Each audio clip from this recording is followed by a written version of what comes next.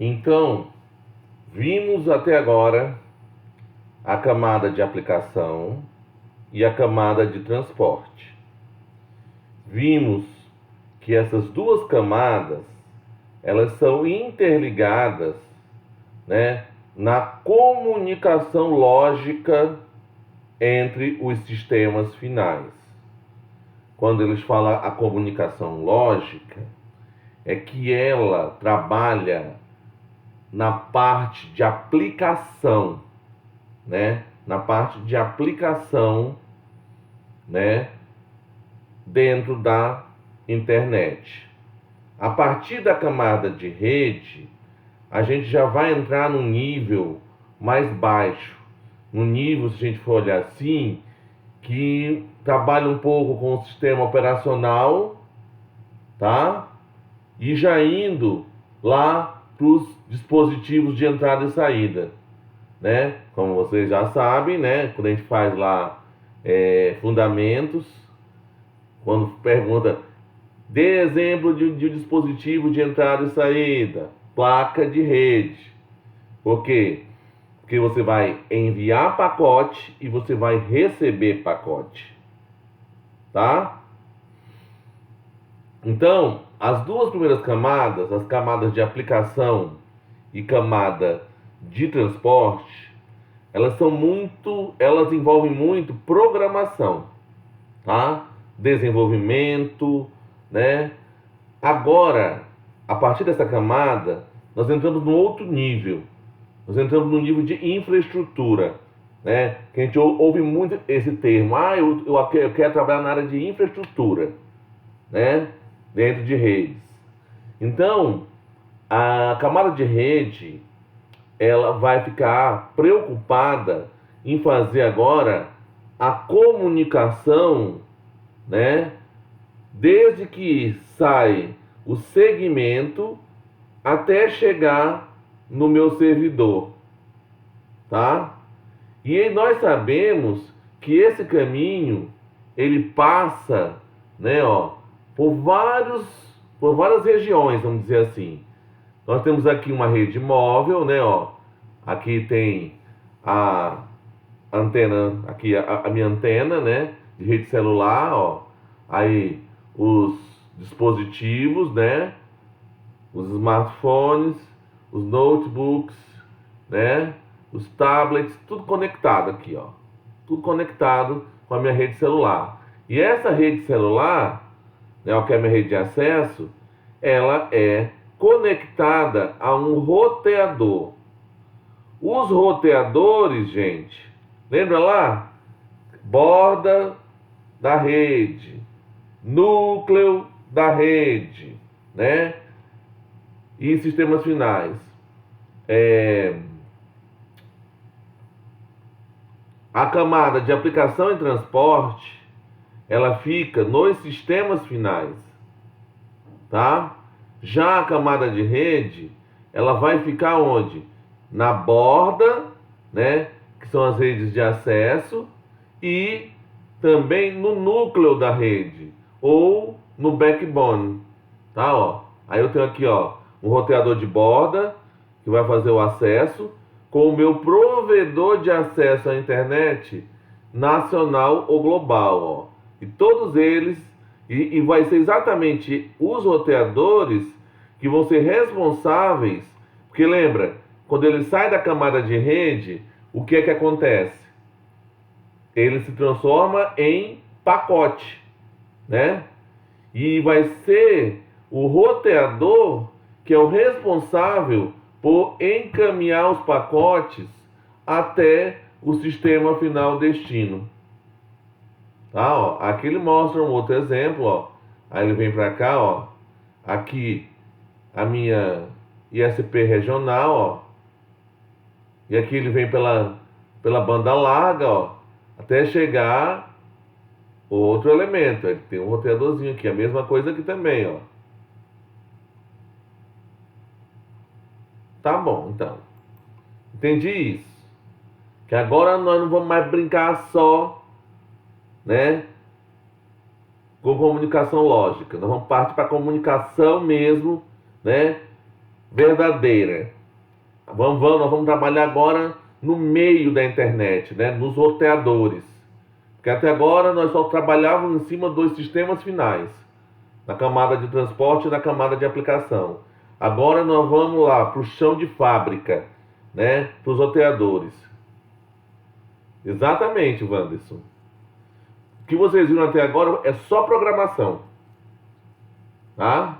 Agora é a parte de infraestrutura. Então vamos lá.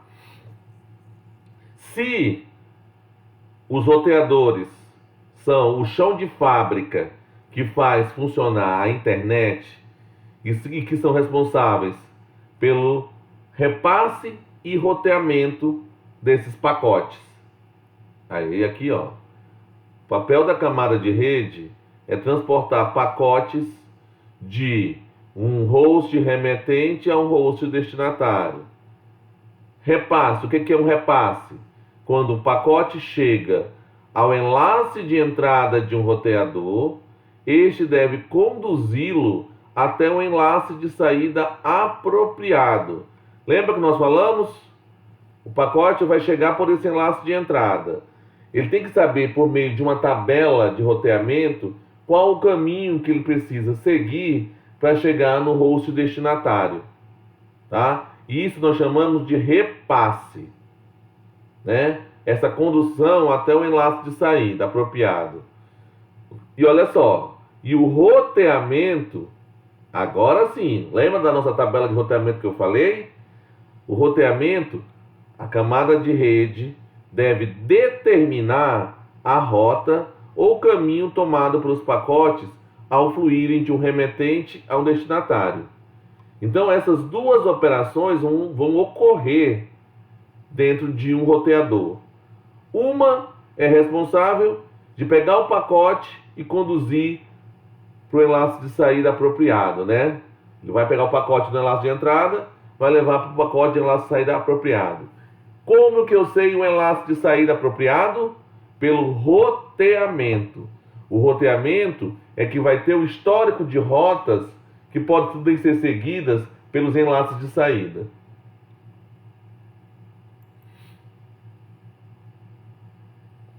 E aqui, ó, o que eu falei para vocês. Ó. Dentro de um roteador, o que é que você tem? Ó? O algoritmo de roteamento, para fazer a operação de roteamento, e a tabela de repasse local, ó, que indica o enlace de entrada, né, ó, e a partir do algoritmo de roteamento, ele associa com uma saída. Tá, ó.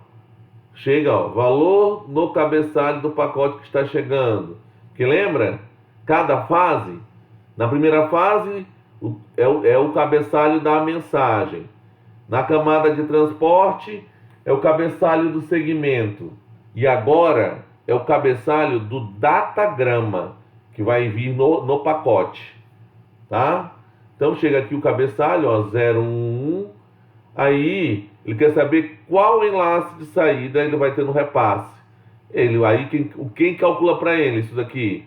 É o algoritmo de roteamento, que vai definir para ele, ó, a partir do cabeçalho do datagrama do pacote, qual a melhor saída, né, para chegar no seu destinatário.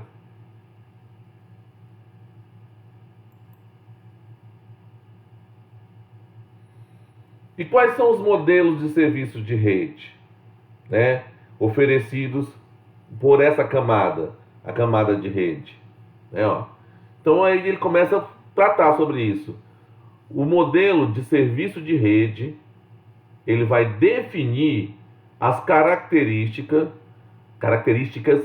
do transporte de dados fim a fim entre uma borda da rede e a outra borda da rede. Isso que ele fala, gente, é exatamente aqui, ó. Isso aqui, ó, de uma borda da rede a outra borda da rede. Deixa eu pegar o exemplo anterior, que tem um desenho aqui lá inicial, ó. Ó, de uma borda da rede a outra borda da rede. É isso, né? Esse é um dos serviços. né, de rede que tem que ter trabalhado dentro da camada de rede.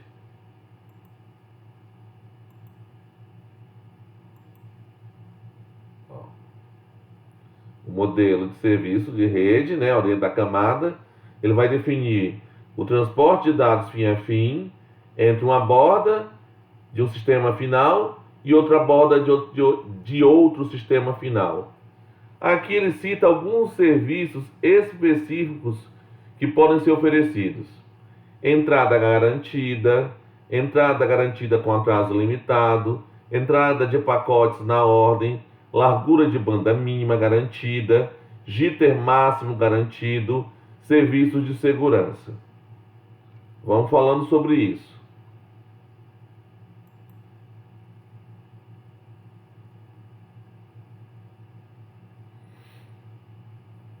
Aqui ele mostra alguns serviços de rede, tá?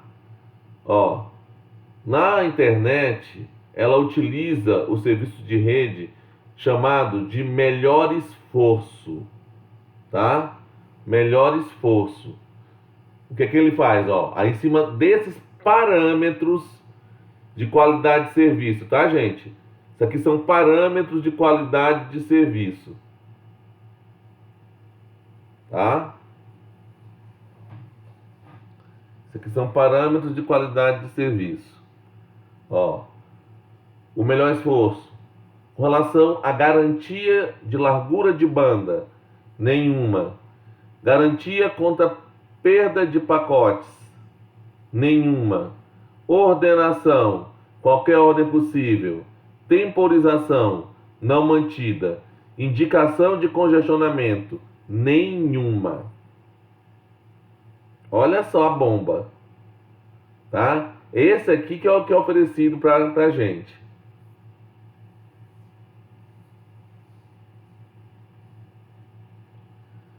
Não, não tem nada a ver com isso não, Patrick. O melhor esforço é tipo assim, a melhor tentativa. Se o pacote chegou, ótimo. Se não chegou, problema seu. É bem isso mesmo. Ele não reserva recurso de banda. Ele não tem nenhuma regra para perda de pacotes. Pode chegar em qualquer ordem. Não tem timeout mantido. E também não tem indicação de congestionamento. Aqui é um outro tipo de arquitetura de rede. Esse tipo de arquitetura de rede, gente, são aquelas redes que a gente fala, são redes que têm qualidade de serviço, que as operadoras oferecem para empresas, tá? Que, por exemplo, ela não pode depender do bel prazer da internet, porque ela manda, ela não pode ter delays, ou, na verdade, é assim, ó, delay é atraso. O jitter, que ele é falado aí, ele é a latência. Tá atenção, não, ele é o retardo desse atraso. Seria tipo assim uma média que ele faz, tá, Matheus? Eu tenho o retardo, que é o delay, e o jitter, ele pega tipo assim, ó, eu vou mandar 5 pacotes. Qual que é a média de atraso? É o jitter. Tá? Então, voltando. O ATM é um tipo de arquitetura de rede já trabalhando com qualidade de serviço, tá? Nesse transporte de dados, né? Nesse serviço de transporte de dados na camada de rede. Por isso aí, ó, que ele oferece outros modelos de serviço, né? O modelo CBR. O modelo CBR, ele é o modelo em que eu tenho roteamento baseado em restrição. Como que é esse roteamento baseado em restrição? O roteamento baseado em restrição, gente, é aquele roteamento em que como posso dizer assim, deixa eu botar aqui. Eu digo que, por exemplo, ó, a área 1, se você for seguir por esse daqui, ele vai ter tantos megabits por segundo. Essa que é a restrição que ele fala, tá? Seria mais nesse sentido. Ó, e ele é determinado exatamente por isso, ó, taxa constante garantida. Essa taxa constante garantida que ele já ensinou aqui é o jitter, tá? Ele garante um valor médio de delay. Essa é a grande, né, sacada, tá? Aí, garantia contra a perda, claro, né? Se ele tem, né, gente, uma taxa constante garantida de jitter, né? O que que você pode imaginar com relação a isso, né? Ordenação na ordem, ó, ele entrega os pacotes na ordem. Isso ajuda muito. A temporização é mantida e não haverá congestionamento. Claro, né? Ele, com tudo isso aqui oferecido. Aí nós temos também outro tipo de ATM. Vamos dizer assim, o ATM. Vamos dizer que o CBR, o serviço CBR, é o serviço premium e o ABR é o serviço básico. O básico, tá? Ele ainda é melhor do que o melhor esforço da internet. Por quê? Porque ele tem pelo menos uma garantia mínima, tá? De banda. Ele trabalha com garantia mínima de banda. Esse aqui não, esse aqui trabalha com jitter. É muito melhor você ter uma garantia de jitter. É muito melhor falar para você, ó, Patrick, eu te dou um delay nos 100 pacotes enviados, médio, é um delay médio de 5 milissegundos. Né? Então vai ter um jitter de 5 milissegundos. Isso é melhor do que eu te falar assim, ó, Patrick, eu te dou a garantia, né, de banda de até eu te dou a garantia de 30% dos 20 mega que você tem. Que acontece hoje, né? E aí, né, ó, a garantia contra a perda continua sendo nenhuma. Ele ordena os pacotes, tá? A temporização não é mantida e há uma indicação de congestionamento. Não que ele trata o congestionamento. Sim, Patrick. É os famosos links delicados. Delicados é boa, né? Dedicados. Sim, é característico. Deixa eu pegar aqui, que eu olho aqui no Google qual é a tradução para ATM. Tá? Aí eu te auxilio aqui.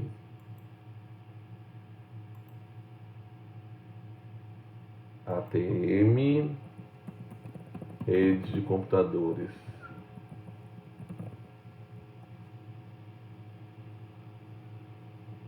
Ó, Asynchronous Transfer Mode, né?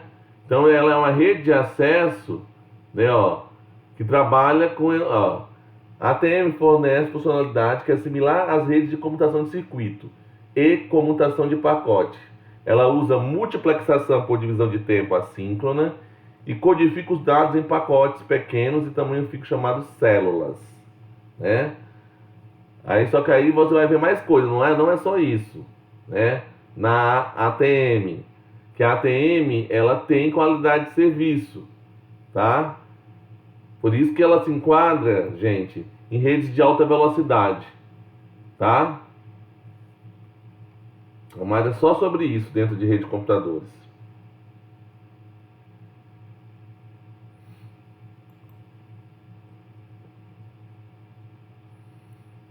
E aí, ó, dentro da camada de rede, você pode ter, né, esse transporte feito por meio de rede de circuitos virtuais ou por datagrama.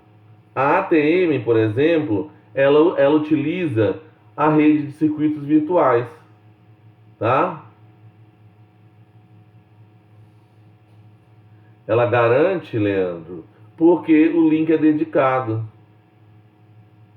Ela utiliza o circuito virtual, tá? Para prover isso. Enquanto que a internet funciona à base de datagrama. A lógica é parecida, Fábio. A lógica é parecida. Olha só. Um circuito virtual, ele consiste em um caminho, né, ó, uma série de enlaces e roteadores entre a origem e o destino. Tudo bem. O número de circuitos virtuais, né, ó, quer dizer, os números, né, números de circuitos virtuais, um número para cada enlace ao longo do caminho. Registros na tabela de repasse em cada roteador ao longo do caminho.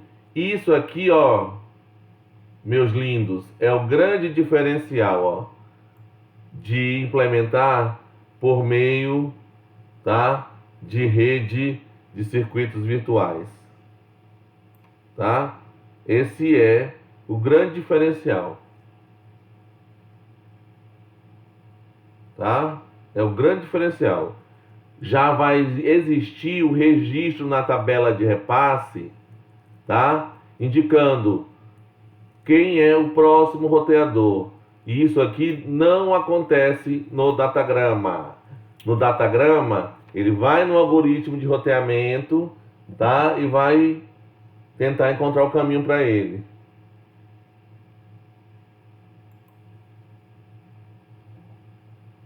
Aqui ele mostra, ó, a mesma coisa. Eu aqui, ó, sistema final A, sistema final B, ó, entrada, ó, porta 1, porta 2, porta 3 do meu roteador. E aqui uma rede de circuitos virtuais, ó. Aqui dentro vai ter uma tabelinha de repasse, onde ele fala, ó, a porta 1 que está ligada ao sistema final A, ela pode ir para 3, pode ir para 2. Vejam que são ligações, ó, diretas, tá? Em circuitos virtuais. Por isso, tá? Que eu consigo prover, né, a questão de não ter congestionamento.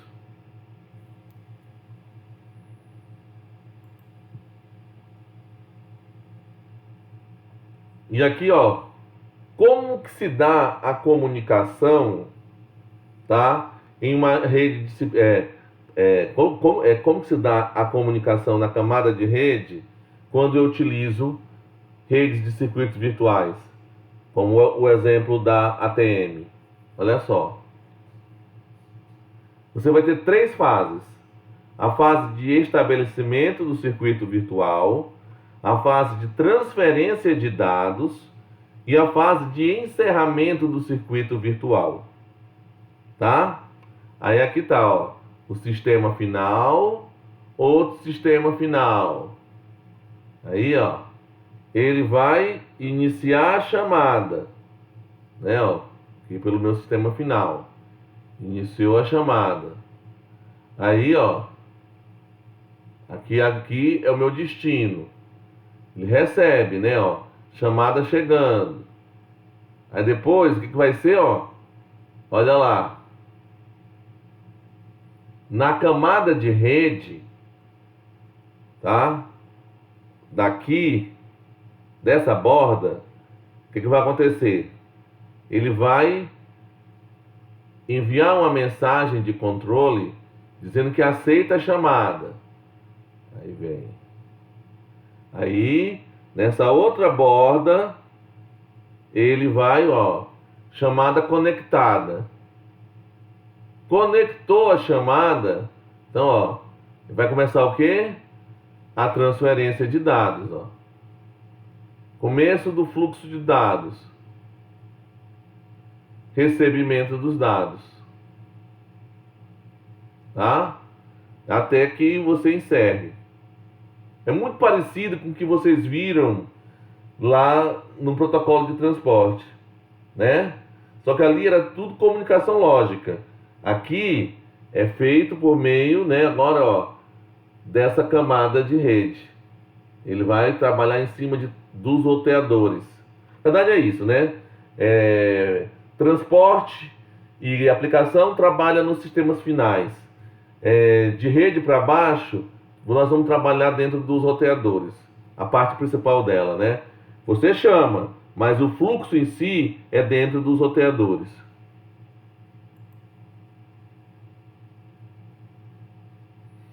E aqui ele mostra, ó, outra forma de serviço, tá? Rede de datagramas. Nós temos rede de circuitos virtuais, né? Rede de datagramas. Em uma rede de datagramas, toda vez que um sistema final quer enviar um pacote, ele marca o pacote com o endereço do sistema final de destino e o envia para dentro da rede.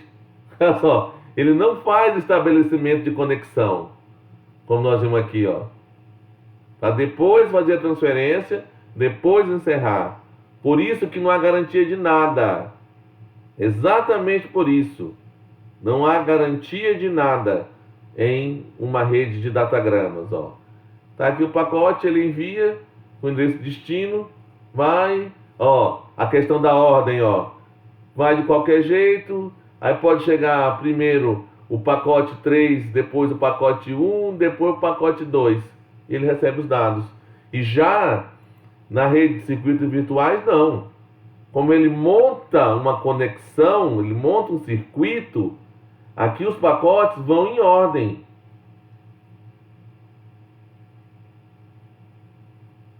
Pois é, vira aquela samba do crioulo doido, vira o que está acontecendo agora com as Sky Gato. Você começa a assistir, você fala, meu Deus do céu.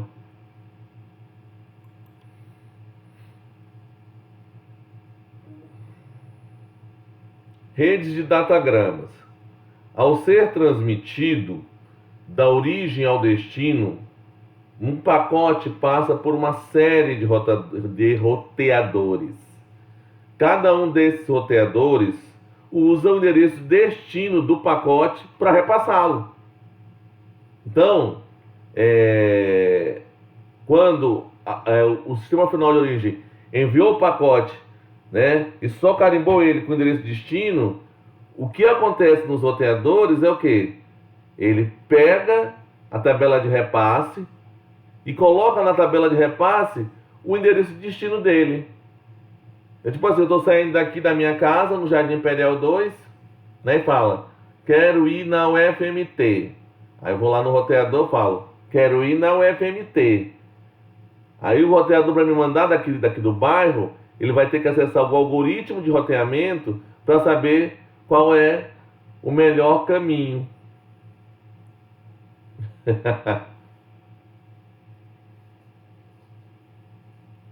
Com certeza. Aí, ó. Pacote. Então o roteador transmite o pacote para aquela interface de enlace-saída. Sim. A tabela de repasse de um roteador em uma rede de circuitos virtuais é modificada sempre que é estabelecida uma nova conexão através do roteador, ou sempre que a conexão existente é desativada. Sim, isso aqui é claro, né? Por isso que ela reserva recurso.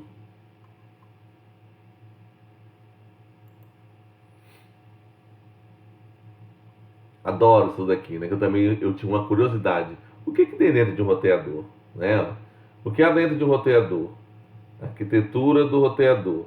Aí ele tem aqui, ó.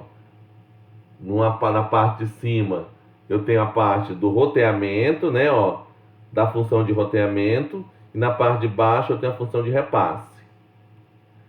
A parte de roteamento e gerenciamento, que aí ele acrescentou mais uma, que ele chama de plano de controle, tá?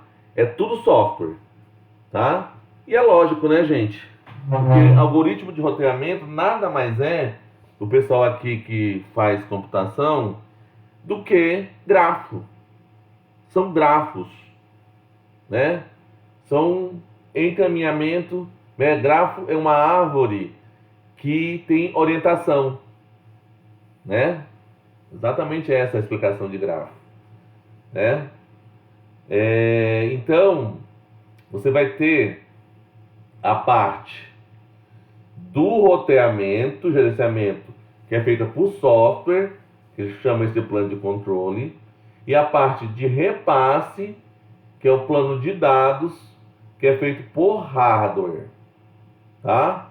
Aí aqui ele mostra mais outro elemento, ó. Aí lá dentro do roteador, ele tem o processador de roteamento.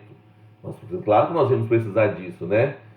Por quê? Porque ele vai, a partir da informação que ele recebe do pacote, ó, quero ir para o FMT. Aí ele vem aqui, ó, olha só o que ele vai fazer. Aqui, ó, são as minhas portas de entrada, né, ó. E aqui ele vai colocar, ó, para essa porta de entrada, qual que é a porta de saída dele para ir para o FMT.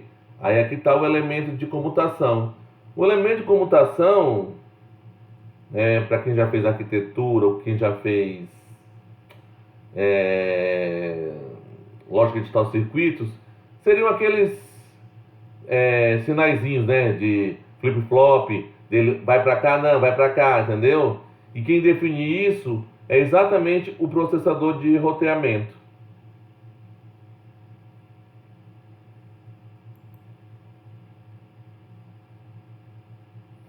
E aqui, ó, processamento é o algoritmo de roteamento, Kesley. Ó, é o algoritmo, chega a porta, ó, na porta de entrada, aqui já tá, ó, vendo que ele vai conversando?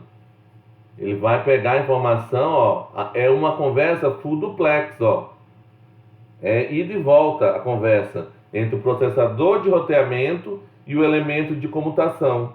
Então chegou o pacote aqui, ele vai pegar quem que é o destino dele.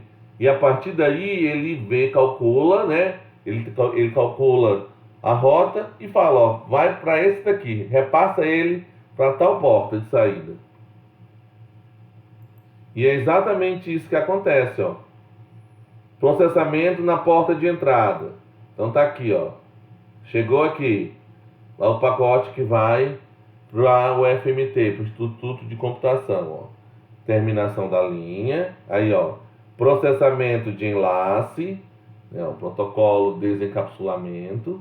Aí, consulta, repasse, fila, tá? Aí ele vai aqui, toda aquela parte, né, ó. Aí depois que ele vai para o elemento de comutação. Então, viram aqui, ó. Ele terminou, né, chegou. Aí ele vai processar, né, para chegar no pacote. Chegou no pacote, ó, ele vai repassar, né, ó, a fila para o elemento de comutação. Elemento de comutação. É por meio do elemento de comutação que os pacotes são comutados de uma porta de entrada para uma porta de saída. Tá? A comutação pode ser realizada de inúmeras maneiras. Comutação por memória, comutação por barramento e comutação por uma rede de interconexão. Ó. Por memória, olha lá, ele vai mandar, ó, tá? É essa memória que vai fazer esse processo de dizer qual porta de saída que ele vai utilizar, ó. O barramento, ó, é bem naquele sentido de barramento mesmo, que vocês já viram em arquitetura, né? Quem já fez arquitetura. E a rede de interconexão é como se fosse uma malha. É muito interessante isso, né? Ó? É como se fosse uma malha. Então, ó, o A, ele vai ter o acesso aqui, ó, para X, aqui ele vai para Y, aqui ele vai para Z. O de B, a mesma coisa, né? Ó, os pontos. Enquanto no barramento, não. O barramento ele tem que, como já fala mesmo, Ele tem que andar pelo barramento para ir para a posição que ele quer. E na memória não, na memória ele calcula não, ele diz, ó, chaveia para Y. Essa malha aqui, cara, isso aqui é tudo, como é que fala? Como ele tá mexendo com bits, isso aqui ele é físico, porque lembra, isso aqui é no plano de dados. Olha lá, Fábio. Ó, deixa eu voltar. Ó, é tudo no plano de dados, ó. Então isso aqui é físico, isso aqui é bit.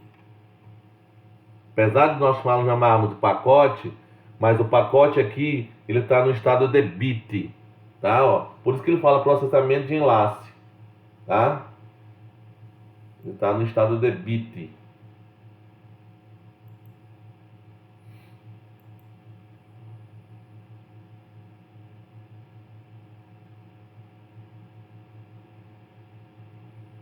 Ai, Kesley, não sei te responder. Vou ser sincero com você. Mas eu acho assim, visualmente e relembrando quando a gente estudava barramento lá, tipos de rede, né, de barramento, esse tipo de barramento de interconexão aqui, ó, é o mais rápido, tá? Porque ele, ó, ele tem vários pontos. Se der um pau aqui, ó, ele pode tentar outro, entendeu? Ele permite mais isso. Exatamente, ó, o Matheus está indo. Exatamente.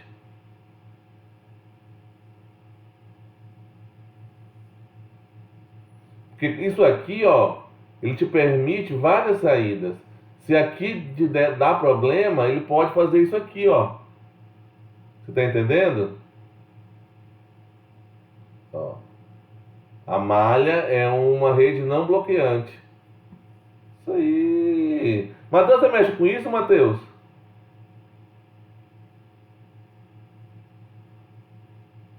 Um povo fala, você mexe com essa parte de infra? Ah, meu menino inteligente, tá vendo? É isso mesmo.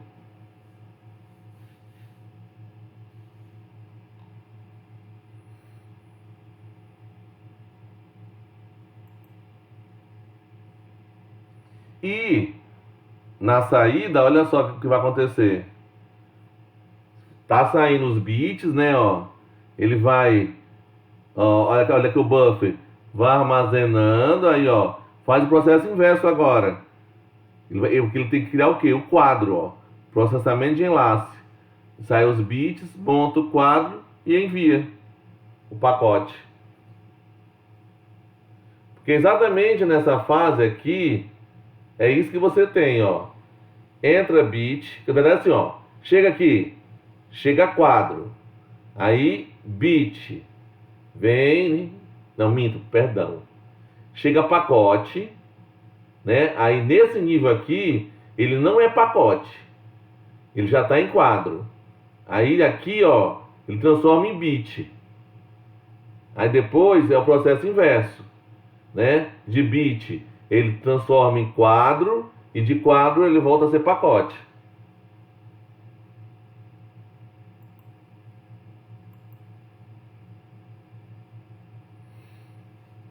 Onde ocorre formação de fila?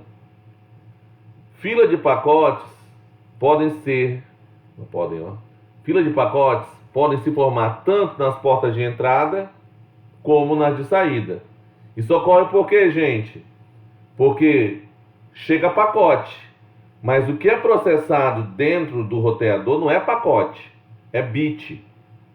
Então ele tem que quebrar, né? Transformar em quadro até chegar em bit. E aí, essa velocidade de processamento, né? Que você vai ter que, né? Que pode criar as filas. Principalmente se estamos mexendo com rede de datagramas, tá? Por quê? Porque na rede de circuito virtual, você tem o quê? Você estabelece conexão, você define buffer, você define tudo antes, em cada roteador. Depois que você transfere os dados. E já na rede de datagrama, lembra? Está enviando um pacote, ele só carimba o destino. Então, ó, fila de pacotes podem se formar tanto na porta de entrada como na de saída. O local e a extensão da formação de fila dependerão da carga de tráfego, né? 1,5 bilhão de votos, da velocidade relativa do elemento de comutação, claro, né? Lá dentro, como é que ele vai fazer, da taxa de linha, da taxa de transmissão na linha, né? É que ele mostra, ó. Disputa pela porta de saída no tempo T, ó. Chegou, ó, aqui dentro da comutação, ó, a disputa. Um tempo de pacote mais tarde, ó. Que pode acontecer isso. Chega pacotes com o mesmo destino. Não, perdão. Pacotes com destinos diferentes, ou pode ser mesmo destino, tá? E na tabela de repasse, manda para a mesma porta. Eles não vão conseguir chegar, então vai ter que enfileirar, para cada um esperar a sua vez. E, olha só, um tempo de pacote mais tarde, ó, ele saiu, veio um aqui para essa porta, chegou mais um nessa porta. Então aqui agora é a fila na saída. Que às vezes a tabela de repasse pode mandar uma grande quantidade para a tabela, para a porta de saída 1.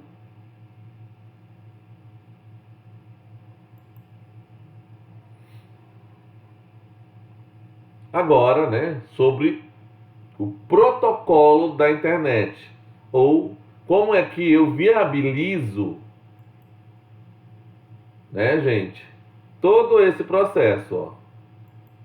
Como que eu viabilizo toda essa lógica que vocês viram, do repasse e do roteamento.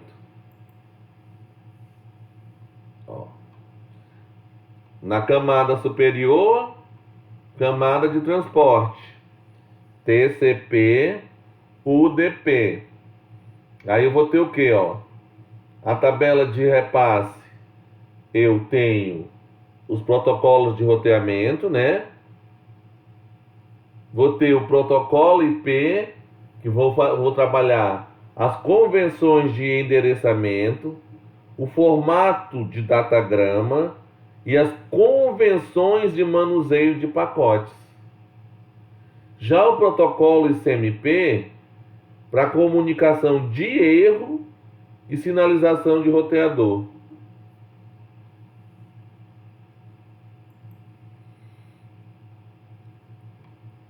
É claro, ó, primeira coisa que nós vemos é o formato de datagrama, né? Ou o formato do pacote, né? Que ele é mais como pacote do que de datagrama mesmo. Formato do datagrama IPv4, né? Ó, 32 bits aí. A versão, comprimento cabeçalho, tipo de serviço, comprimento do datagrama, flags, tempo de vida, soma de vertical, checksum, endereço IP, endereço destino, né? E os dados.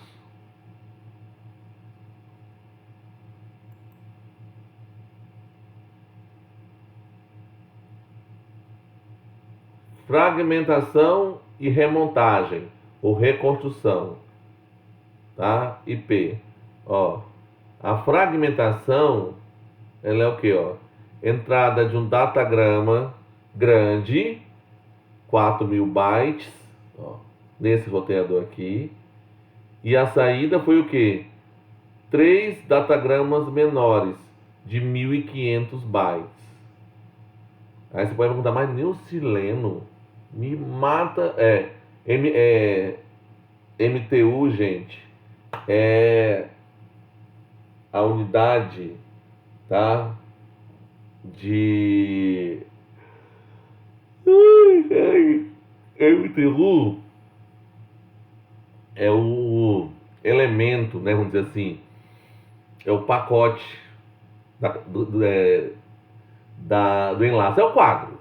Simplificando, é o quadro, tá? Que muda tanto de nome, né? Então, ele é MTU. Deixa eu pegar certinho aqui o conceito, que às vezes eu esqueço. Deixa eu botar aqui. Não é a MTU de passe, tá? Aqui, ó, MTU. Aqui, ó, unidade máxima de transmissão. Unidade máxima de transmissão.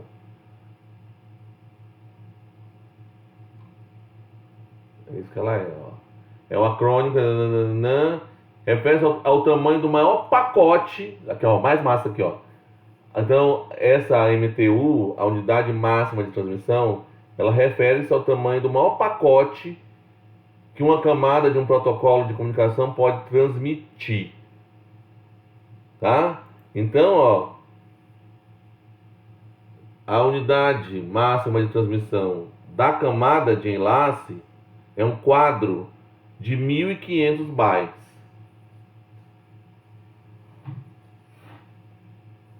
Que lembra, ó, ele entra um datagrama de 4.000, né? Ó, como ele fala aqui.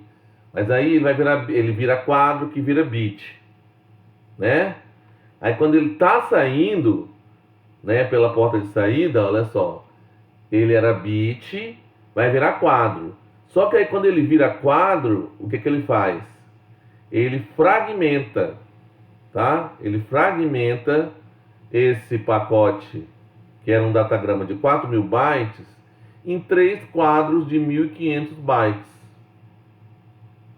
Aí você vai perguntar, mas não se lembra, mas não é só 4.000, vai sobrar 500 bytes. Vai ficar o buraco lá, ele preenche.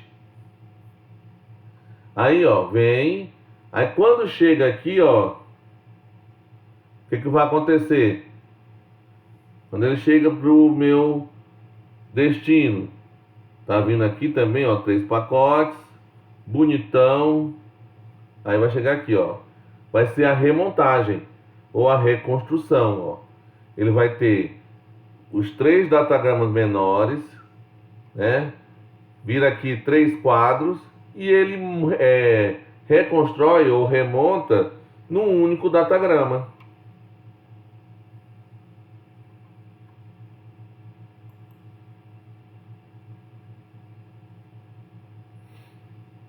Aí, ó, fragmentação, ó. O primeiro fragmento lá, 1.480 bytes do campo de dados do datagrama IP. O segundo, 1.480, que era 1.500, né? Ele deve usar 20 bytes para controle. Aí, ó, 3.000, né? Precisa só de mais 1.000. Olha só o que ele vai fazer, ó. Com mais 1.000 bytes de dados, ele, né, ó, 1.480 menos 1.000, ó, os dois lá que passou, sobrou 1.020, tá bom. Aqui, ó, o ID, tá? A identificação dos meus fragmentos, né? Dos meus quadros.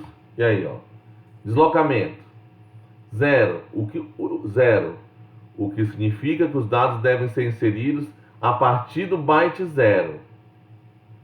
185, o que significa que os dados devem ser inseridos a partir do byte 1480.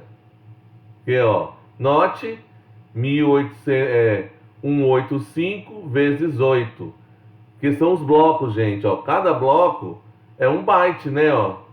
Então, 185 vezes 8, o endereço é 1480. E depois 370. Significa que os dados devem ser inseridos a partir do byte 2960, ó. Aí ele mostra. E aqui, ó, a flag 1 significa que tem mais um fragmento, mais um e aqui termina. O problema é o que, gente? Quando eu envio por meio da internet, né, que é a rede de datagrama, às vezes pode, na hora de remontar, pegar a cabeça do 3, botar a cabeça do 1 e a cabeça do 2, né?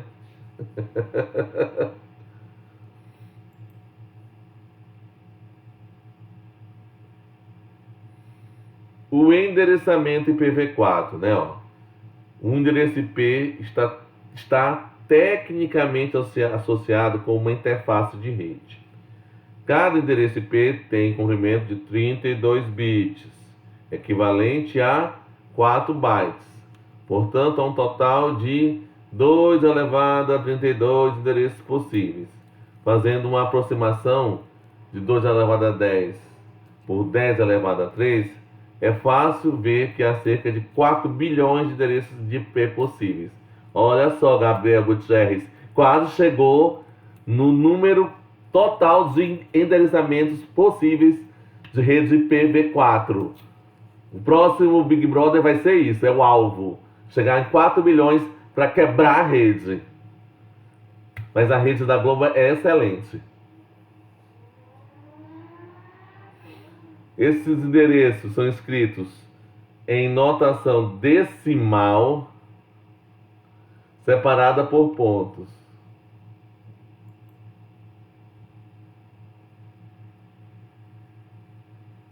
Aqui ele mostra, né, ó, os 4 blocos, né, de 8 bits ou 4 bytes, e a representação é feita por meio de notação decimal e não, né, binário ou hexa.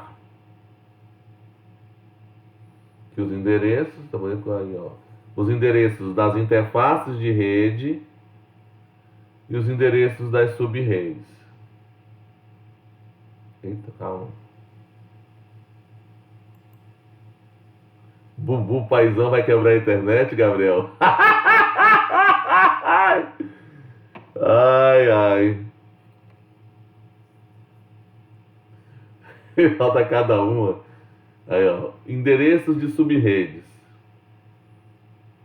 Gente, eu vou ser sincero, tá? Eu vou logo passar na real para quem vai perguntar. Ai, não se lembra como é que calcula isso? Eu não mexo com isso. Até hoje eu tenho dificuldade de entender esse negócio, tá? Então, essa parte aqui eu vou passar bem assim, né? Bem, eu vou assim, ó, leiam o material do Kurose, vejam na internet, que eu também não tenho muita familiaridade não disso daqui, tá? mas é bom entender também, né? Ah, só calcular os votos do BBB, verdade. Então, ó, aqui é uma faixa que ele vai passar, ó. Vocês estão vendo aqui. Vamos ver se mais na frente ele comenta um pouquinho, eu posso dar uma análise em cima das coisas que eu trabalho, ó. 3 roteadores interconectados em 6 sub-redes. Vocês vejam que eu tenho 6 sub-redes, ó. Os 3 roteadores. E eles estão, ó, nessas 6 sub-redes. São trabalhadas.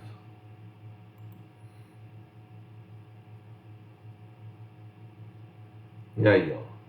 Aquilo que eu estava falando. E aí? Como você calculou? Adorei! Carlos Amon. Eu não fiz redes ainda, né, Carlos? Eu também ainda não li o livro do Kurose para saber.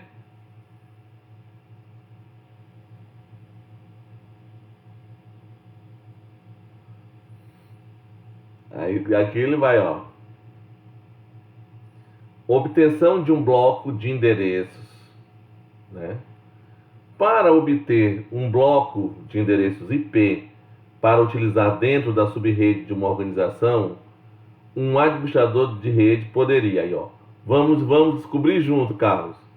Então, para você obter o bloco de endereços IP que você pode utilizar dentro da sub-rede de uma organização, aí os passos. Você vai contatar seu provedor de serviço de internet, que vai fornecer endereços a partir de um bloco maior de endereços, que já estão alocados a esse provedor de serviço de internet. O provedor de serviço de internet, por sua vez, dividiria seus blocos de endereços em 8 blocos de endereços contíguos do mesmo tamanho, e daria um deles a cada conjunto de 8 organizações suportadas por ele. Vamos ver. Então,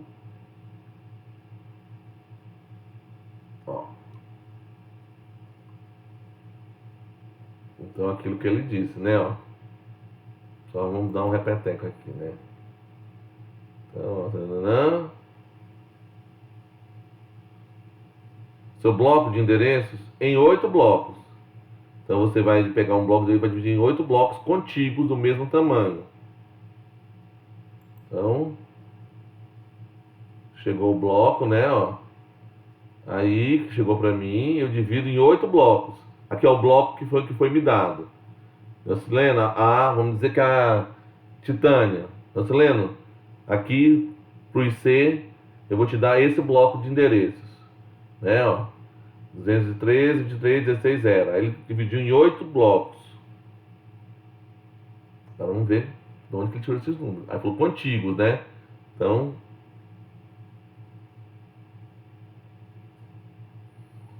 aí, obtenção de endereço de host. Aí vem o servidor DHCP, né? Ó, configuração dinâmica de hosts. O DHCP, ele vai permitir que um hospedeiro obtenha, seja alocado a um endereço IP de maneira automática, e não de você ir lá configurar manualmente, né, os seus dispositivos para o acesso, né, à internet. Olha só o que você vai ter que fazer. Então, o que é que ele faz, né? Ó? O DHCP, em geral, ele é denominado um protocolo plug and play. E ele trabalha em 4 etapas, gente, ó. 4 etapas. Descoberta do servidor DHCP, oferta dos servidores DHCP, solicitação DHCP e DHCP ACK.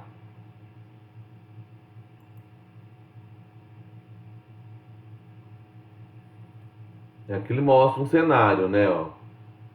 Cenário cliente-servidor do DHCP.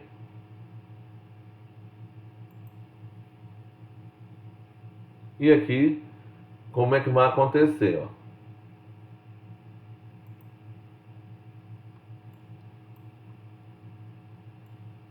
Aqui, ó. Cliente recém-chegado, ó.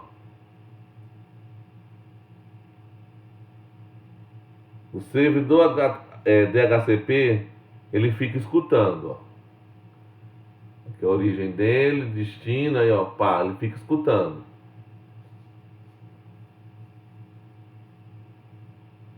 Aí, não, isso aqui não é ele não. Claro, ele fica escutando, é óbvio, né? Aí o cliente recém-chegado, ele manda uma mensagem, né? Um quadro, na verdade, não é uma mensagem, é um quadro de descoberta DHCP. Quando o servidor DHCP recebe esse quadro, ele manda uma oferta, ó, lá. E aí, quando esse cliente recebe essa oferta, ele manda a solicitação. Recebida, ele manda o ACK desse DHCP. E aí, este ser humaninho, ó, a oferta aqui, ó, que ele manda, ó. E aí ele passa a ter esse endereço. Deixa eu ver se tem mais outra figurinha.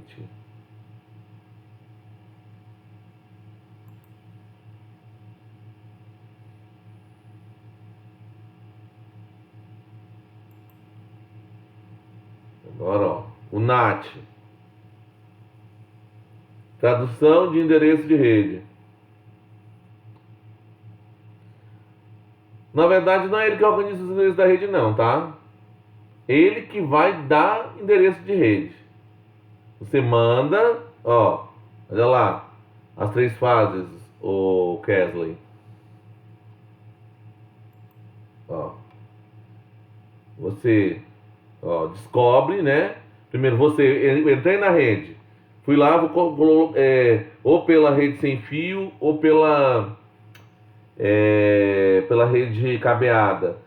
Conectei, aí ele vai solicitar, ele vai tentar descobrir o servidor DHCP por meio desse quadro. Aí depois o DHCP oferece para ele um endereço IP. Aí ele, manda essa solicitação, tipo assim, eu quero sim, pode efetivar essa conexão, né? Tipo assim, pode usar esse endereço IP para me registrar dentro da rede. E por último, ele envia o ACK, tá? Feito. Você está conectado com esse endereço de rede. Exatamente, Ramon. Ó. Já o NAT, o que é que o NAT você vai fazer, O NAT, né? Ele é utilizado, né, ainda, porque estourou os números, né? Os 4 bilhões lá.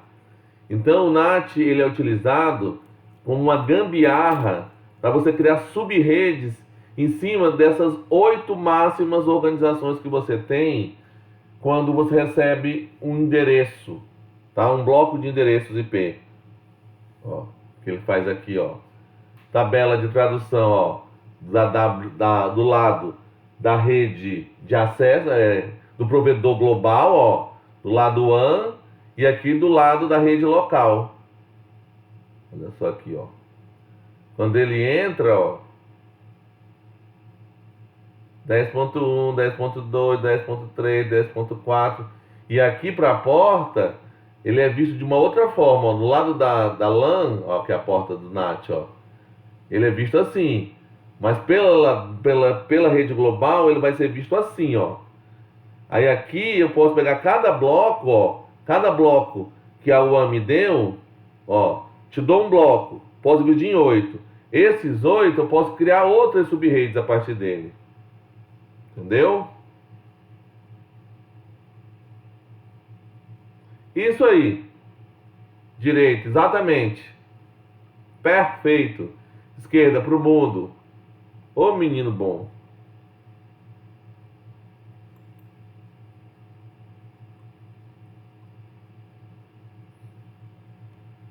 Protocolo ICMP, né,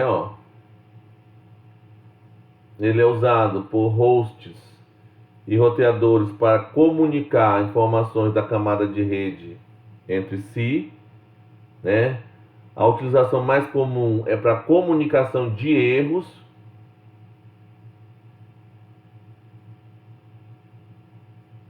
Ah,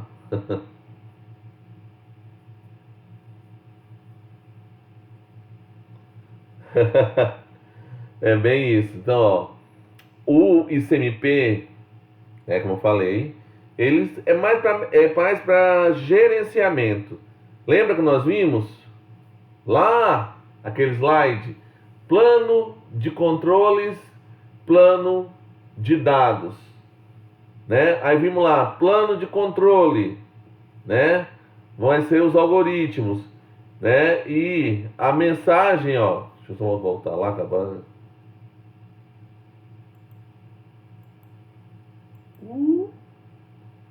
Eu acho que é o 24. Eu vou jogar no 24. Antes. Então, vou jogar no 18. Estou quase chegando lá.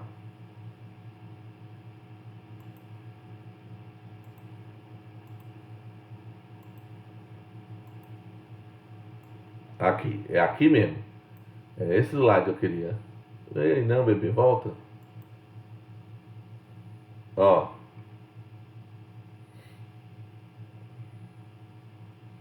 Gerenciamento. Tá? esse aqui não eu queria, mas já foi. Então, ele funciona no sentido de gerenciamento. Acho que era 29, né, gente? Já foi, já. Era gerenciamento.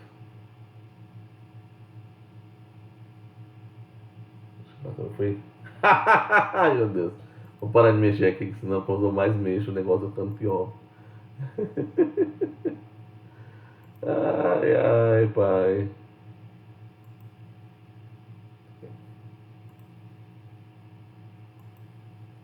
Nath. Aí o ICMP, ó. O gerenciamento, ó. A utilização mais comum, tananã, mensagem CP, tem um campo do tipo e um campo do código.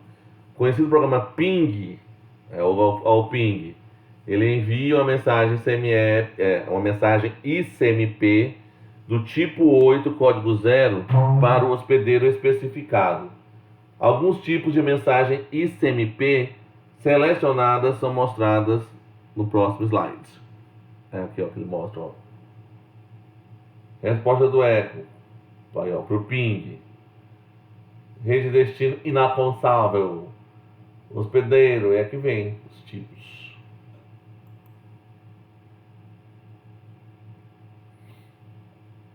IPv6.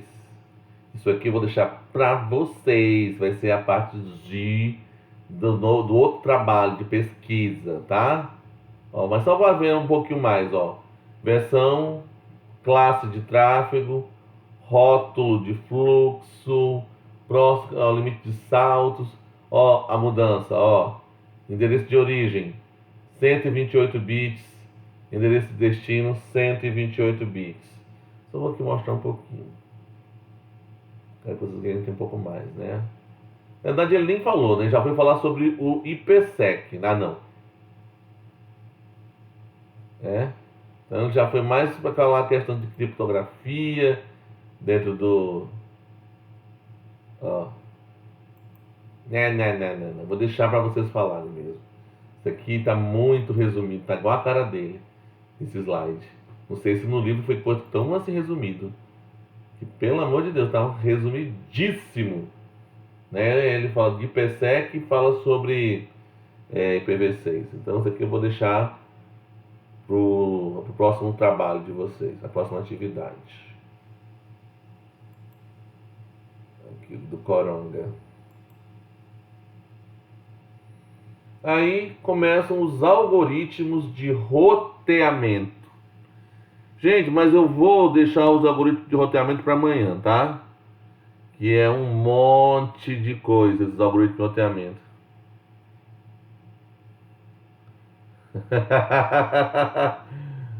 Adorei. Tá? Aí amanhã a gente continua, né? Aqui do algoritmo de roteamento. Que vai quase tudo. O roteamento ele é gigantesco. Ó. De 60. É isso mesmo. Eu acho que vai o quê? Ó, deixa eu ver só comparar. Se são os 22 últimos mesmo. É tudo mesmo. É praticamente todos os slides até o final são algoritmos de roteamento. Ó. Queira ou não queira, né, gente? Ele é a parte mais importante dentro de um tipo de rede de datagrama. Porque é ele que vai determinar a velocidade da internet.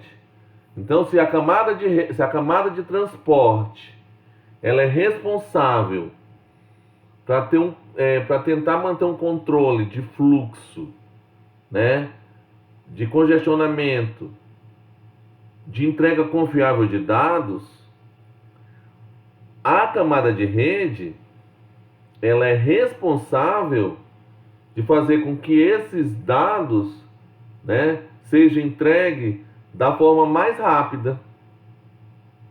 E aí, a tabela de repasse, ela tem que estar muito bem, vamos dizer assim, muito bem relacionada, associada com o algoritmo de roteamento.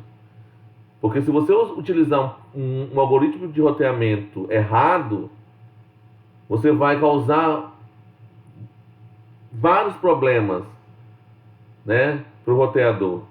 Como nós já vimos lá. Aí as filas de entrada e de saída do roteador vão crescendo e você vai tendo congestionamento. E sem falar perda de pacotes, o jitter altíssimo. Então tudo isso influencia. Então tá, vamos. Ó, a nossa aula de hoje eu gravei aqui, vou encerrar.